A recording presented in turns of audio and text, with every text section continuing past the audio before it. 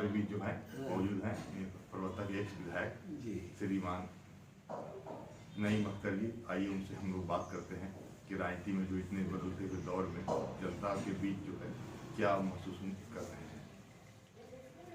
जनता के बीच तो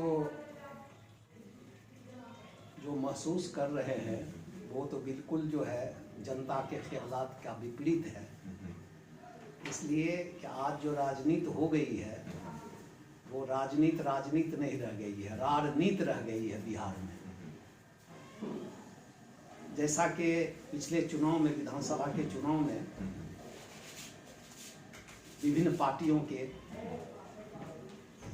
नेता और उम्मीदवार चुनाव प्रचार में उतरे हुए थे और विपक्षी दलों के पास कोई खास मुद्दा नहीं था, सिवाय इसके कि सारे नेता, सारी पार्टी के कार्यकर्ता नीतीश हटावो, बस एक सूत्री कार्यक्रम था। क्यों हटावो, कैसे हटावो, इसके लिए कोई योजनाबद्ध जो है उसकी योजना नहीं थी पार्टियों की। और पार्टी में जो है किसी पार्टी के साथ न नीति है, न सिद्धांत है, न नीयत सच्ची है। इसलिए आज की राजनीति जो है वो राजनीति है, राजनीति नहीं है। ये जो है सो पहले वाली राजनीति जिस वक्त हम लोगों ने शुरू किया था 1974 से लेकर के 78 तक, 80 तक, वो राजनीति जो है अब नहीं देखने को मिल रही है। अच्छा, राजनीति में लोग बोलते हैं युवा को आना चाहिए, लेकिन देखा गया कि ज्यादातर नेता के बेटा लोग युवा के रूप में आ जाते हैं, आम लड़का लोग तो मौका कम। इतना न राजनीति के सोर्स को महंगा बना दिया गया है कि उसमें जो है आम युवा आना बहुत ही कष्टदायक है, दुर्लभ है। इसलिए कि राजनीति के लिए आपको बहुत ज़्यादा पैसे की ज़रूरत है और आम छात्रों या नौजवानों के पास उतने संसाधन नहीं हैं, पैसे नहीं हैं जो राजनीति में आए। इसलिए मैं सजेस्ट करूंगा, राजनीति से दिलचस्पी जरूर लीजिए, देश प्रदेश की राजनीति को समझिए और इसमें सुधार लाने के लिए आप प्रयासरत रहिए, लेकिन पूर्ण रूपेण आप राजनीति में आने से कोई फायदा नहीं है। नेताओं के पुत्र, सुपुत्री या रिश्तेदार जो राजनीति में आते हैं उनके पास पैसा है, साधन है, सोर्स है, पैरवी है। अगर आपको चुनाव में खड़ा होना है तो आपको नेता की जरूरत है। नेता आपको टिकट देगा नहीं, अपनी पार्टी का सिंबल देगा ही नहीं, इसलिए कि आपके पास पैसा नहीं है, आप दबंग नहीं हैं, आपके पास गुंडे तत्व नहीं हैं, इसलिए आपको नेग्लेक्ट कर दिया जाएगा और आपका बेकार में बर्बाद समय होगा। तो अब तो देखा जाता है कि जो पंचायत स्तर का चुनाव होता है, विधानसभा छोड़ी, उन सब में भी तो देखा जाए एक आम आदमी को उम्मीद होता है कि हम भी बदलाव लाएं, हम भी आगे बढ़ें। जी, तो हर स्तर पे अगर हर एक स्तर पे पैसे का खेल है, हर एक स्तर पे पैसे का खेल है जी।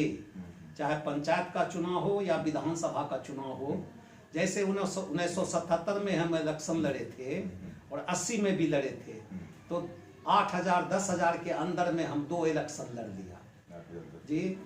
8,000 10,000 के अंदर जो है इलेक्शन हमने लड़ लिया। अभी जो है एक वार्ड सदस्य बनने के लिए पंचायत में लाख रुपया से ज्यादा लोग खर्च करते हैं। इसलिए जो है अब ये राजनीति जो है पैसे का खेल हो गया है। और पंचायत चुनाव राजीव गांधी का सपना था, गांधी जी का सपना था, राजीव गांधी ने उन्हें पटल पे उतारा, लेकिन ये सक्सेस नहीं है। इसलिए कि जितने भी जनप्रतिनिधि हैं वो कमाने और खाने के चक्कर में है, अफसरों की दलाली करने के चक्कर में है, ग्रामीण स्तर पे जो योजना आती है उसमें लूट खसोट है। जो काम होना चाहिए, जैसे ग्रामीण सड़क बननी है, पीसीसी सड़क बननी है, बहुत बड़ा घोटाला इसमें है। और कोई पदाधिकारी, इंजीनियर या टेक्नीशियन उसको देखने नहीं आते हैं, उनको कमीशन से मतलब है। अच्छा, एक चीज आप बोले कि राजनीति में पैसा लगता है जी, तो कहने मतलब अब जनता भी चाहता है कि पैसा वाला चुनाव जीते, मतलब जनता के मन में भी ये है? ना, ऐसी बात नहीं है। चूंकि आम लोगों को वोट देना है, वोट का अधिकार है, वोट तो किसी को देगा ही, जी। और चूंकि अच्छे उम्मीदवार अपनी माने निर्धनता के चलते या पैसे की कमी के चलते चुनाव में खड़े नहीं हो पाते हैं जी, इसलिए जो उन उम्मीदवारों में से जो खड़े होते हैं पैसे वाले हैं उनको जो है लोग वोट दे देते हैं। कोई ऐसी बात नहीं है कि जनता जो है पैसा पर वोट देता है, मतदाता, ऐसी बात नहीं है। वोट पैसा बांटते बहुत हैं लोग, बहुत सारे उम्मीदवार पैसा बांटते हैं, लेकिन उस पैसा पर वोट मिल जा रहा है ऐसा हमने महसूस नहीं किया, न हमने देखा। अच्छा, अगर अदालत का रोक नहीं लगता अपराधी को चुनाव लड़ने पे, आपको लगता है बिहार में ये बंद होता अपने आप कभी, अपराधी को चुनाव लड़ते ही रहते? सबसे पहली बात ये है, अपराध कर्मियों को कोर्ट से सजा तो बहुत कम मिलती है, या तो बरी हो जाते हैं या बरसों बरसों ट्रायल चलते रहता है। उस दरमियान तो वही अपराधी चुनाव लड़ता है ना जी। ऐसा तो है नहीं कि किसी पर संगीन आरोप है तो उसको चुनाव लड़ने से रोक दिया जाए। जब तक कि सजा याफ्ता नहीं है वो चुनाव लड़ता रहेगा। तो एक नया प्रवृत्ति उभरा है अपराधी बीवी का चुनाव, मतलब अपराधी अगर पति आरोपी है जी तो अगर वो सजाता है तो उसको तो नहीं लगता, लेकिन फिर उसकी पत्नी चुनाव लड़ती है, यही चलते रहता है। कोई अच्छा संकेत नहीं। अगर अपराधी की पत्नी भी चुनाव जीत जाती है तो वो भी अपराधी को मजबूर करती है। ये दल बदल कानून जो है इसमें भी त्रुटि है, इसमें भी त्रुटि है। आपने एक दरवाजा खोल रखा है कि साहब वन थर्ड आइए और किसी पार्टी में ज्वाइन करके आप सरकार में शामिल हो जाइए, मिनिस्टर बन जाइए, पैसा से खरीद करके या जैसे हो। ये पार्टी को तोड़ मरोड़ करने की जो प्रवृत्ति है, ये वही वजह है कि ये चुनाव, ये जो है आपके क्या कहते हैं दल बदल कानून जो है इसमें बहुत ज़्यादा त्रुटि है। कोई भी एक भी या एक से ज़्यादा भी अगर टूट हो उसमें तो उसको उसकी सदस्यता को समाप्त कर देना चाहिए। प्रारंभ में जिस दल से चुनाव लड़ी उसी पर बस उसी में रहिए। वन थर्ड विचारधारा वाला वन थर्ड विचारधारा जो है ये कानून जो है ये इसमें। अच्छा, एक चीज और बताइए, जब भी कभी विश्वास प्रस्ताव या विश्वास प्रस्ताव पर बहस होता है जी, होता है व्हिप जारी करने का बाद जी, उसमें देखा जाता है कि एक दल का जो भी सांसद विधायक उसको अपने जो बॉस हैं या जो पार्टी अध्यक्ष उसके अनुसार ही आपको मत देना है। तो कई बार ऐसा देखा गया है कि पार्टी अध्यक्ष जो है वो अपने पार्टी के हित के लिए ज्यादा काम करा बजाय जनता या देश के हित के लिए। उसमें कई विधायक या सांसद महसूस करते हैं कि हमें उसको समर्थन मत देने का मन नहीं करता है, तो वो बहुत वैचारिक असमंजस में रहते हैं कि वहाँ पार्टी का हित देखे या जनता का हित देखे। तो वैसी परिस्थिति में दलबदल कानून में है कि उसको जो है पार्टी से निष्कासित किया जा सकता है, उसकी सदस्यता नहीं जाएगी जी, उसकी सदस्यता नहीं जाए यहाँ तक तो ठीक है, लेकिन वो सदस्य किसी दूसरी पार्टी में मिल जाता है अगर तो उसकी सदस्यता को समाप्त कर देना चाहिए। ये मुद्दा झारखंड में भी चल रहा है बहुत बार। अभी अरुणाचल प्रदेश में जनता दल का जैसे अरुणाचल में 6 जो है जदयू के विधायक को जो है शामिल कर दिया भाजपा, उनकी सदस्यता को समाप्त कर देना चाहिए। हाँ, क्योंकि आप जिस दल से जनता के लिए चुने गए हैं, आप पर विश्वास किया है, चाहे जिस तरह से हो, नीति पे हो, सिद्धांत पे हो, व्यक्ति पर हो। एक और भी जनता में मुद्दा चलता है राइट टू कॉल का, वापस बुलाने के। कई सांसद विधायक होते हैं जो चुनाव जीतने के काम नहीं करते। ये सबसे पहले इसका नारा जो है जयप्रकाश नारायण जी ने दिया था 1974 के छात्र आंदोलन में।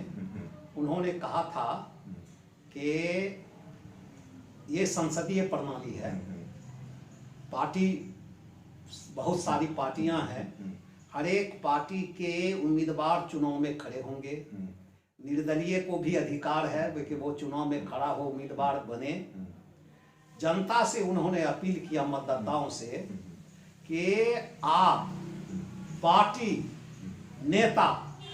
के नेता को मत देखिए, आप देखिए कि आपके क्षेत्र में उन उम्मीदवारों में कौन सबसे ज्यादा ईमानदार, ज्यादा सक्षम, सियासी तौर से ज्यादा सक्रिय, समाज सेवी है, उनको आप वोट दीजिए, चाहे वो निर्दलीय हो या किसी पार्टी का वो उम्मीदवार हो।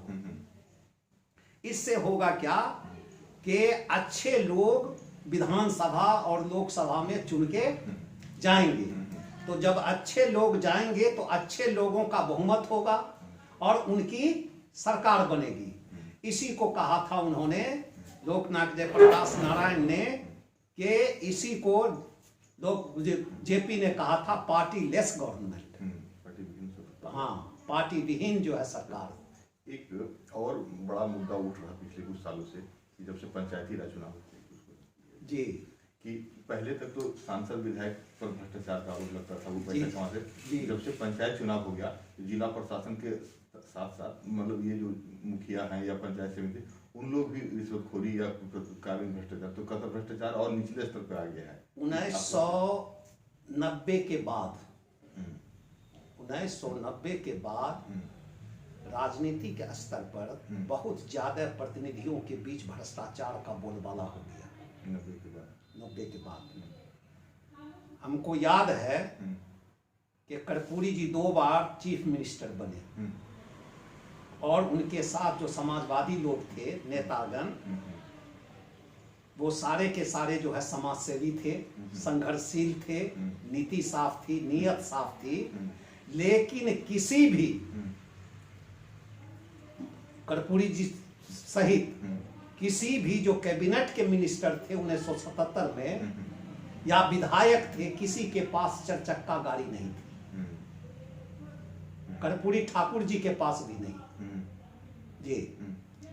अब देखिए, पंचायत चुनाव में मुखिया बनता है और 2 महीना 4 महीना के अंदर एक जो है स्कॉर्पियो आ जाता है और कितनी दौलत बना लेता है। करोड़ों करोड़ रुपया एक पंचायत में फंड आता है, तरह विभिन्न सड़क निर्माण के लिए, जल नल योजना, नाली वगैरह वगैरह जितनी योजनाएं हैं ग्रामीण क्षेत्र के लिए, उस सब में जो है इतना भ्रष्टाचार है कि मैं समझता हूँ कि आपको 40%, 35%, माने 50% से ज़्यादा खर्च नहीं होता है। अब बाकी पैसा जो है वो लूट खसोट हो जाता है, कुछ इंजीनियर के कमीशन में, कुछ पदाधिकारी के कमीशन में, और बाकी जो है मुखिया या वार्ड जो है उसको ये कर लेता है।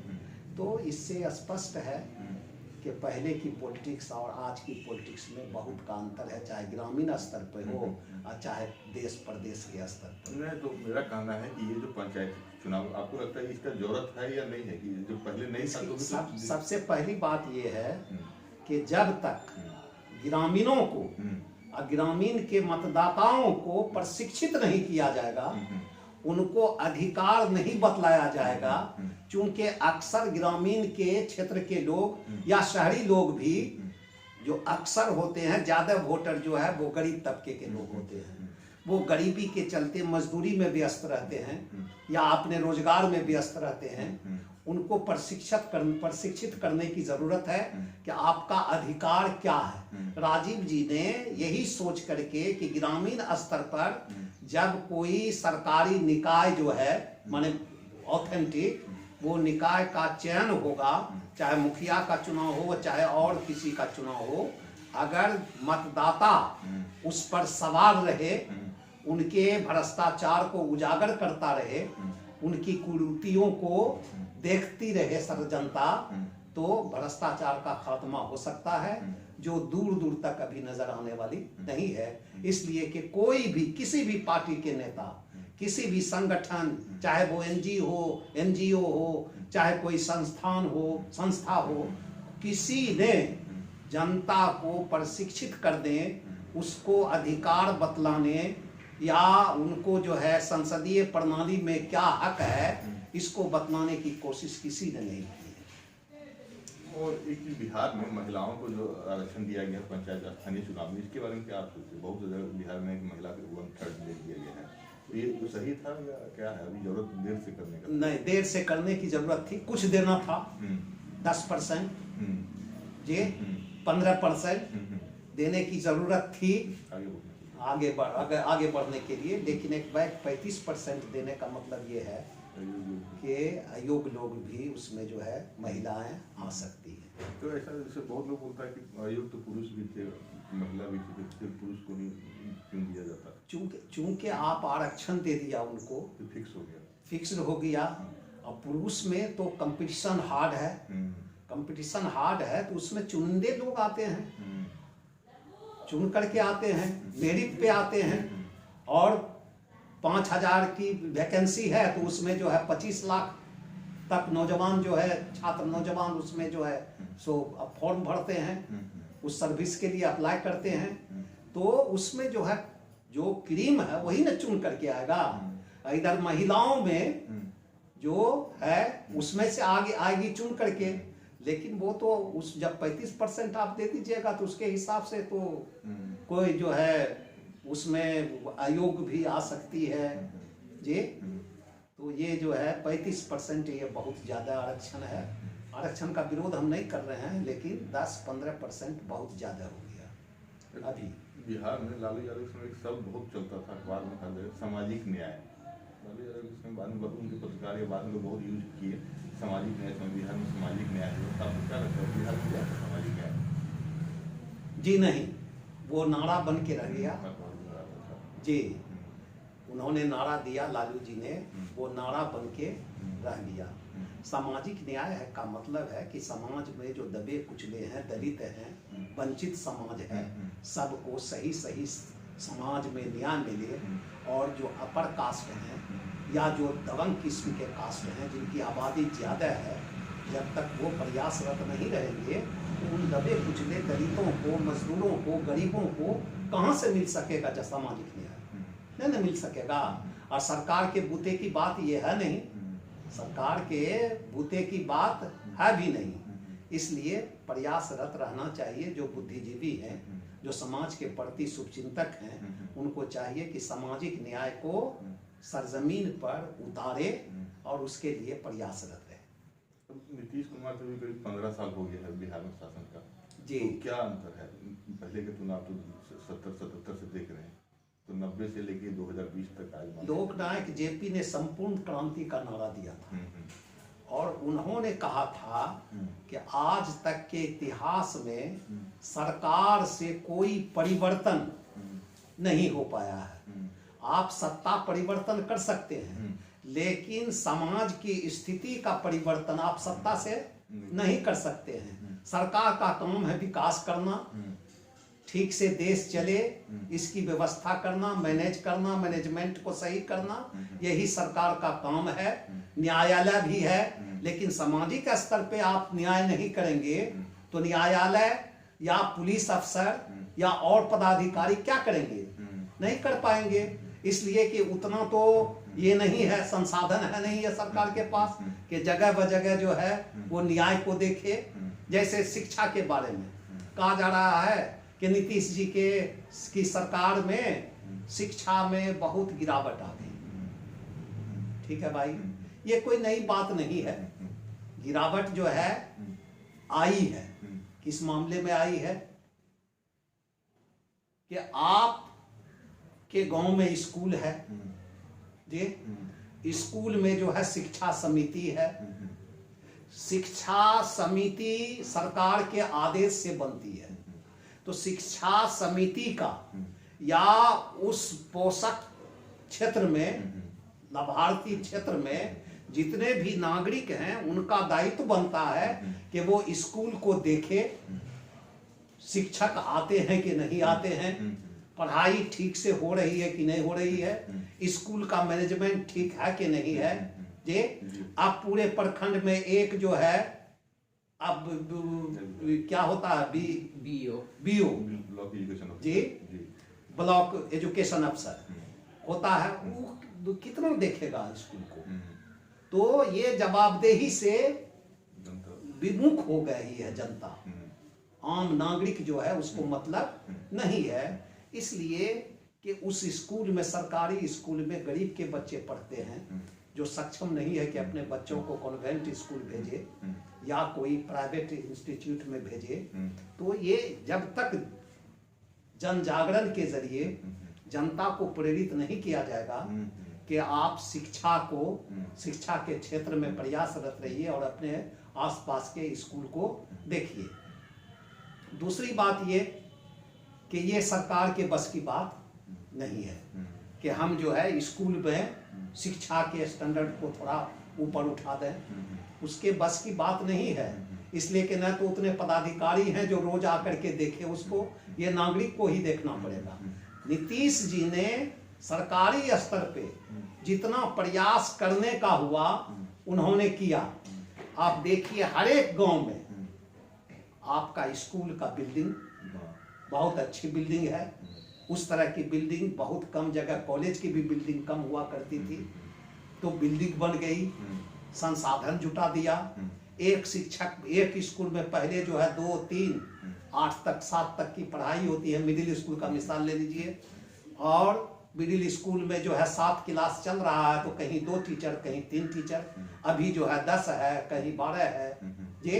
तो टीचर की बहाली तो हो गई, और टीचर भी योग्य हैं, ऐसी बात नहीं है। अब उसमें सैकड़ा में 2, 4, 5 तो हर एक जगह जो है सक्षम नहीं रहते हैं, टीचर अक्षम होते हैं। लेकिन शिक्षक जो है वो टीईटी पास करके आए हैं जी, टीईटी पास करके आए हैं, और कम से कम इंटर और ग्रेजुएट हैं। और इंटर और ग्रेजुएट जो टीईटी पास करके आए हैं वो सक्षम है कि 7 क्लास तक के बच्चों को आसानी से अच्छी शिक्षा दे सके। फिर भी एक ही समस्या है बिहार में कि लोग जो है बाहर चले जाते हैं। 2 समस्या, 2 बातें पूछना था।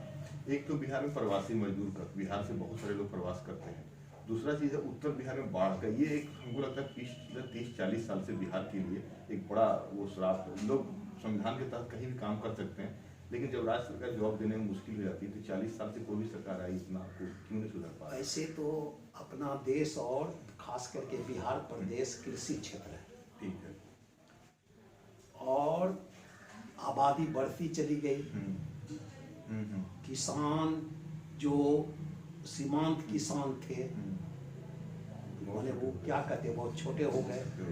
जमीन जो है टुकड़े टुकड़े में बट गई, और उसमें जो है काम करने वाले जो छोटे किसान हैं उसके परिवार के लिए हैं। मजदूरों को तो उतना मौका मिलता नहीं है, तो मौका नहीं मिलता है तो अपनी रोजी रोटी के लिए उनको पलायन करना पड़ता है।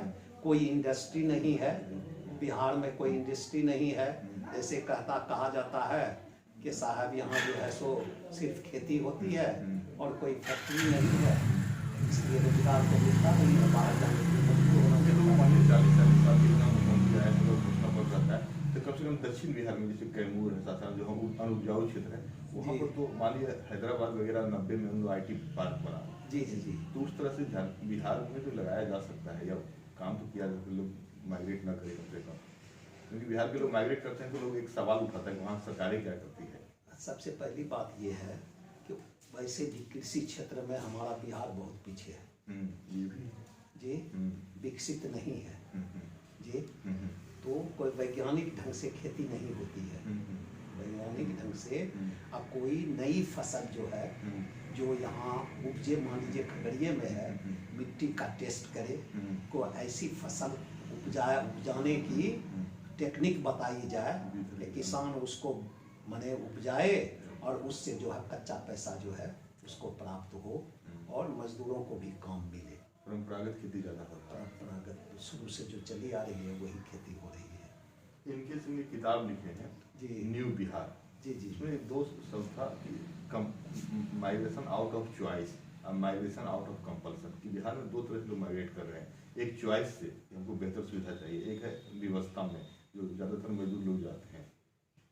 नहीं, चॉइस से कोई नहीं जाता है। घर द्वार छोड़ने की किसी की इच्छा होती है,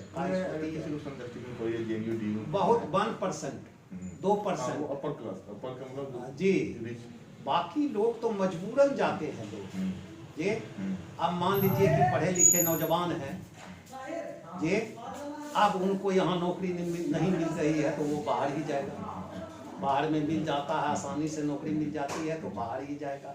मजदूर का जहाँ तक सवाल है, यहाँ काम नहीं मिलता है इसलिए मजबूरन उनको जाना पड़ता है। यहाँ मजदूरी भी मिलती है तो कम मिलती है, उसमें भी साल भर में 365 दिन में 100 दिन 150 दिन, बाकी दिन तो बैठे रहते हैं। तो उनकी रोजी रोटी का सवाल है, वो मजबूरी में जाते हैं, कोई खुशी से नहीं जाता है। मजदूर खास करके बाहर जो है वो नहीं जाता। तो अब लग रहा है कि बिहार में कहा जाता है कि जैसी जनता होती है उसको वैसे ही सरकार मिलती है। एक कहा जाता है कि जनता जैसी होती है, जागरूक जिस स्तर की होती है, तो बिहार में अगर अच्छी सरकार है या नहीं है तो यहाँ की जनता उस लायक है। सबसे पहली बात ये है कि अपना देश तो विचित्र देश है। तरह तरह के यहाँ जो है संप्रदाय हैं, संप्रदाय में जाति है, जाति में भी दलित है, महादलित है जी। तो जब चुनाव आता है न, तो मतदाता जो है जात के आधार पर बट जाता है। अपने जात के नेता को देखता है, अपने जात के नेता को देखता है, अपने जात के उम्मीदवार को देखता है, और इस तरह से जो है वोट जो है उस पोलराइजेशन उसका नहीं हो पाता है। इसीलिए अच्छे लोग जब तक चुन के नहीं जाएंगे तो अच्छी सरकार बनेगी कहाँ से। एक चीज जैसे कि कहा जाता है, बहुत लोग बोलते हैं कि 60-70 तक जो सरकारी स्कूल थे वहाँ अच्छा पढ़ाई होता था और बाद में स्थिति गिरा, तो क्या प्राइवेट स्कूल ज़्यादा खुलने के कारण स्थिति गिरा या शिक्षक जो उनके अंदर का जो नैतिक बोध था वो घटता चला गया? नहीं, नैतिक बोध घटा उटा नहीं है। सबसे ज़्यादा ये है कि आप जाइए, हर एक 2 किलोमीटर 1 किलोमीटर पर आपको जो है प्राइवेट स्कूल मिलेगा। तरह तरह के का नाम दे करके इंग्लिश मीडियम, तो यहाँ जो है नेतरहाट की तैयारी, तो फलां तो चिला जो है पूरा ही अपना जो है बैनर लगा करके स्कूल खोले हुआ है। तो उसमें जो है सुखी संपन्न लोग भी भेजते हैं अपने बच्चों को, और लालच में जो है जो सक्षम नहीं है लोग वो भी बच्चों को भेज देते हैं। अब भेज देने के बाद इधर जो है वैक्यूम हो जाता है, इसीलिए शिक्षकों की अभिरुचि जो होती है वो घट जाती है। ये शिक्षक ये सोचते हैं कि हमसे ज़्यादा क्वालिफाइड सरकारी स्कूल के टीचर को, ये प्राइवेट स्कूल के टीचर को अहमियत दी जाती है, जबकि ऐसी बात नहीं है। जो रिजेक्टेड है ग्रेजुएशन करके या इंटर करके, जो रिजेक्टेड सब लोग हैं वही सरकारी स्कूल में जाते हैं पढ़ाने के लिए, और झूठ मूठ का हवा खड़ा किया जाता है कि वहाँ पढ़ाई अच्छी होती है, ये इस स्कूल से पढ़ने के बाद जो है बच्चा जो है अफसर बनेगा, IAS IPS बनेगा, DSP दरोगा BDO बनेगा। इस तरह का प्रचार किया जाता है, इसलिए लोगों की अभिरुचि भी सरकारी स्कूल से घट जाती है। फिर भी बच्चों की तादाद सरकारी स्कूल में बहुत ज़्यादा है। बच्चों की तादाद चाहे वो जिस वजह से हो, सरकारी फैसिलिटीज है, ड्रेस, साइकिल योजना, ये मध्याह्न भोजन, ये सारा, ये मध्याह्न भोजन जो है ना एक तरह से जो है ये बहुत डिस्टर्ब करता है स्कूल को।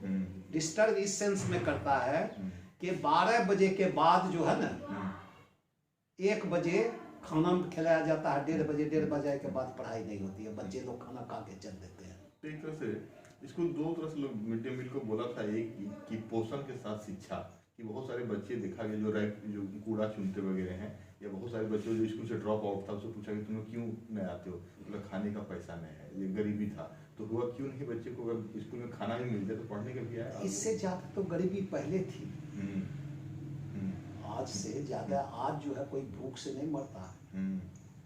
पहले के ज़माने में आपके 70 के पहले बहुत ज़्यादा भूखमरी थी, इसलिए कि किसान के खेत में पटवन का कोई साधन नहीं था, खाद की व्यवस्था नहीं थी। इंदिरा गांधी जी का हम शुक्रिया अदा करते हैं कि उन्होंने हरित क्रांति के तहत सिंचाई की व्यवस्था की, खाद वगैरह की व्यवस्था की, और कुछ न्यू टेक्नोलॉजी भी ला करके ये कृषि को जो है उसमें सुधार लाने की कोशिश की। मुझको याद है बचपन में हम लोग सुनते थे, देखते भी थे कि 1 बीघा जमीन है और उसमें गेहूं जो है उपजाया गया बड़ी मेहनत से, तो 5 मन का बीघा, 3 मन का बीघा, 7 मन का बीघा, आज जो है 50 मन का बीघा है, 60 मन का बीघा है। मकई है जिसमें 5 मन, 7 मन, 8 मन बीघा जो उपजाया जाता था, अभी 80 मन, 100 मन का बीघा जो है उपजाया जाता है। तो खाद्यान्न उत्पादन तो बहुत ज़्यादा है। तो साथ ही साथ सरकार के पास इतना अनाज का स्टॉक है जो आपको लाल कार्ड, पीला कार्ड, इस पर जो मुफ्त में या कम कीमत में जो अनाज दिया जाता है वो मजदूर को, गरीब को आसानी से मिल जाता है। ये खाने और भूखा रहने की कोई जो है वजह नहीं है। और मध्याह्न भोजन ठीक है, चूँकि जागृति नहीं है लोगों में, शिक्षा के प्रति जो है उतना लोग जो है आम नागरिक जागृत नहीं है, खास करके गरीब परिवार सोचता है कि अगर बच्चों को भेज दे बकरी चराने या गाय चराने या भैंस चराने, चुप से दूर पैसा होगा, उसकी माता वो अहमियत को, शिक्षा की अहमियत को समझाने की ज़रूरत है। तो बच्चे आते हैं स्कूल और पढ़ भी रहे हैं, लेकिन गांव स्तर पे जो है ना, हर एक नागरिक को ये जवाबदेही लेने की ज़रूरत पड़ेगी। और शिक्षक बहुत अच्छे सब हैं स्कूल में, क्वालिफाइड सब शिक्षक हैं, ऐसी बात नहीं है। मैं बराबर स्कूल में जाता हूँ जगह जगह घूमने के लिए, तो देखता हूँ कि टीचर जो है बहुत जो है सुसज्जित और बहुत जो है शिक्षित शिक्षक हैं, इसलिए वो बच्चों को पढ़ाने में सक्षम है। हाँ, लेकिन तो क्या है कि जब तक ये बदलाव, क्योंकि बिहार जो साक्षरता में तो पिछड़ा है, और क्या है कि जब तक कि यहाँ पर अब ज़्यादातर लोग परंपरागत शिक्षा, जब तक यहाँ पर इंजीनियरिंग कॉलेज, MBA कॉलेज इस टाइप से नहीं खुलेगा। जी जी जी। बहुत सारे राज्यों, ठीक है, दक्षिण में बहुत सारे इंजीनियरिंग कॉलेज खुले, उसके बाद में लोग विरोध किया। जी जी। क्योंकि यहाँ के बच्चे माइग्रेंट सिर्फ लेबर नहीं है, बहुत सारे बच्चे यहाँ के उड़ीसा जाते हैं, तमिलनाडु जाते हैं, तो वही एक इंजीनियरिंग की डिग्री, तो क्यों नहीं जो बच्चे यहाँ से जा रहे हैं अपने साथ 6,000 8,000 खर्च करते हैं, तो बिहार में भी अगर 10-12 एक ठीक ठाक गुणवत्तापूर्ण इंजीनियरिंग कॉलेज खोल दिया जाए, तो जो बच्चे जा रहे हैं दक्षिण में वो यहीं पढ़ते, पैसा भी कम खर्च होता है। इस मामले में हम नीतीश जी की खुलकर तारीफ करना चाहता हूँ कि उन्होंने शैक्षणिक संस्थान के लिए बहुत प्रयासरत अपने खुद हैं। अब है, मान लीजिए कि हमारे यहाँ खगड़िया जिला में कोई इंजीनियरिंग कॉलेज खुले या मेडिकल कॉलेज खुले, उच्च शिक्षण संस्थान खुले, तो सबसे पहले तो उसके लिए ज़मीन की ज़रूरत है जी। ज़मीन की ज़रूरत है। अब किसान के पास या कोई ऐसा लैंडलॉर्ड नहीं है जो 5 एकड़ 10 एकड़ ज़मीन दे जी। 5 एकड़ 10 एकड़ ज़मीन जब नहीं मिलेगी तो शिक्षण संस्थान के लिए बिल्डिंग कहाँ बनेगी? हवा में तो बन नहीं सकती है। बहुत सारा फंड जो है वो लौट के चला जाता है। जैसे अपने जिला में खगड़िया में मेडिकल कॉलेज खोलने की बात है, आपको पॉलिटेक्निक कॉलेज खोलने की बात है, आवासीय विद्यालय जो है वो खोलने की बात है। ये सारी बातें हैं, सारा फंड है, सारे पैसे हैं। पदाधिकारी प्रयासरत हैं कि हमको जमीन मिले, धूल की जमीन के लिए प्रयासरत है, बहुत परेशान है। चाहे वो DM साहब हो, चाहे ADM साहब हो, चाहे यहाँ XDO साहब हो, ये सारे प्रयासरत हैं कि कहीं जमीन मिले। अब जो जमीन लोकहित के लिए अर्जित माने ये की गई है, लोकहित के लिए, जैसे सीलिंग की जमीन है या खास करके वक्फ की जमीन है, तो वक्फ की जमीन पर कोई जो है वक्फ बोर्ड का ध्यान नहीं है। वक्फ की जमीन अपने ही हम मुश्किलपुर में 50 एकड़ जो है ऐसी जमीन है जहां जो है शिक्षण संस्थान खोला जा सकता है। जैसे सामने में आपको हमने दिखलाया कि ये बागीचा है, और एक बागीचा अगवानी सड़क के दक्षिण तरफ है, करीब वो 14 बीघे की जमीन, ये जमीन है उसमें, ये करीब 28 बीघा में 40 बीघा जमीन जो है, लगभग आपको जो है 35-37 एकड़ जमीन यहाँ है। आसानी से मेडिकल कॉलेज खोला जा सकता है। लेकिन जो जमींदार के पूर्वजों ने इस जमीन को वक्फ किया था, बाद की नस्ल ने उसको जो है अपनी निजी संपत्ति बना करके उसको जो है उपयोग और मटर गश्ती या यासी जो कर लीजिए वो करते रह गए, और उस तरफ बोर्ड का ध्यान नहीं गया। जबकि सारा वक्फ का सारा डीड, सारा कागजात वक्फ बोर्ड में जमा है, लेकिन वक्फ बोर्ड जो है इस ओर हम लोगों ने कई बार लिखा पढ़ी किया है, लेकिन वो जो है उल्टे कलेक्टर से, जैसे आप मान लीजिए कि 1888 में जो है वक्फ की गई जमीन डीड बना, तो 1888 में बन गया तो वक्फ की जमीन हो गई। वक्फ की जमीन हो गई तो आसानी से उस पर शिक्षण संस्थान खोला जा सकता है। लेकिन है क्या कि उस जमीन को, वक्फ की जमीन को जमींदार जो थे, जमींदारी रिटर्न के समय उसको छुपा लिया और अपनी निजी संपत्ति बना ली। निजी संपत्ति जब बना ली, जब जमींदारी उन्मूलन की बात आई तो जमींदारी रिटर्न के समय उन्होंने अपनी निजी संपत्ति दिखलाया। वो ये सोच रहे थे जैसे मुतवल्ली चला रहा था खानदानी, बाप होगा, उसके बाद बेटा होगा, पोता होगा, इस तरह से जो है उसका मुतवल्ली हुआ करते थे। तो वो मुतवल्ली जो है उसको निजी संपत्ति बना लिया। वो सोचा कि वक्फ की संपत्ति रहेगी तो इसको बेच करके हम जो है माने रईसी नहीं कर सकेंगे, सुख सुविधा नहीं भोग सकेंगे, इसको निजी बना लेते हैं तो इसको बेचने में हमें आसानी होगी, या किसी को देंगे तो हम पैसा लेंगे। लेकिन जमींदारी रिटर्न के वक्त जो है इस वक्त को की संपत्ति को छुपा करके जमींदारी रिटर्न किया। जमींदारी उन्मूलन का जब कानून आया तो सारी जमीन को जो है ले लिया गया, अधिशेष घोषित कर दी गई। अधिशेष घोषित करने के बाद भी भूधारी जो थे वो कोर्ट कचहरी ट्रिब्यूनल लैंड ट्रिब्यूनल वगैरह में जाकर के उसको जो है लिंगर बना दिया प्रोसेस को। इसलिए सरकार की मजबूरी हो गई कि वो जमीन को जो है अर्जित नहीं कर पाई।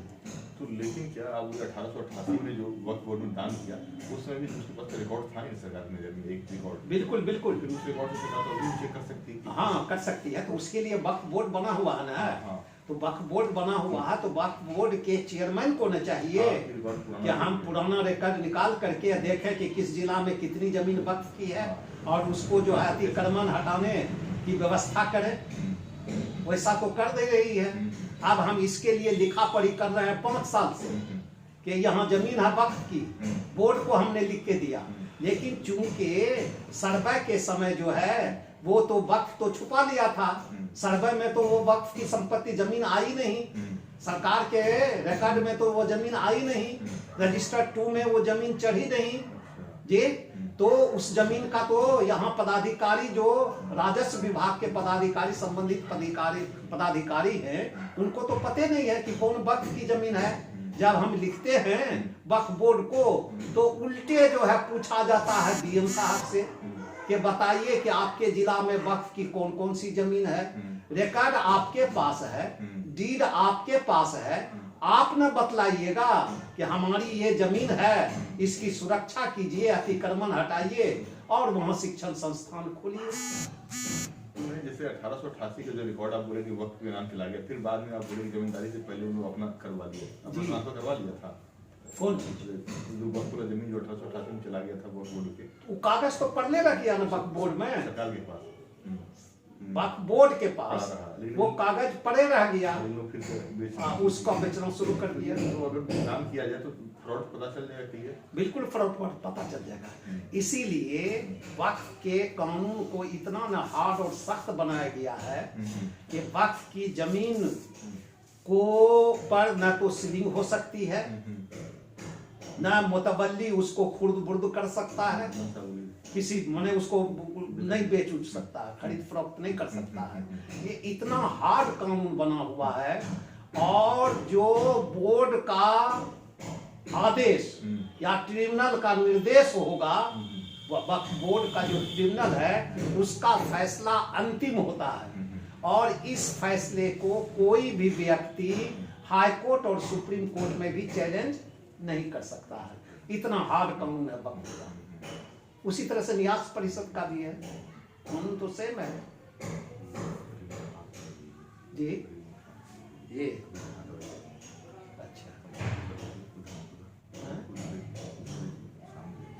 तो ये हमारे साथ था अभी इनके साथ मतलब वार्ता। अभी धीरे धीरे विभिन्न मुद्दों पे आगे भी सामने इस पर 2-3 सीरीज हम बनाएंगे। ये पहला और भी बहुत सारे मुद्दे हैं जो बिहार के लिए आम लोगों के लिए चर्चा में महत्वपूर्ण है, क्योंकि ये राजनीति से जुड़े हुए, राजनीति के बाद सामाजिक, क्योंकि एक बार आप राजनीति में आ जाते हैं जनसंपर्क का दायरा बढ़ता है और कई तरह से लोग आपके पास आते हैं विभिन्न काम के लिए या आपके बदलते दौर में समाज को देखते हैं। तो आज सुबह मसला है, उसके बाद फिर हम और भी मुद्दे, धार्मिक मुद्दे या जैसा भी होगा लोगों के जुड़े हुए मुद्दों को आप लोगों को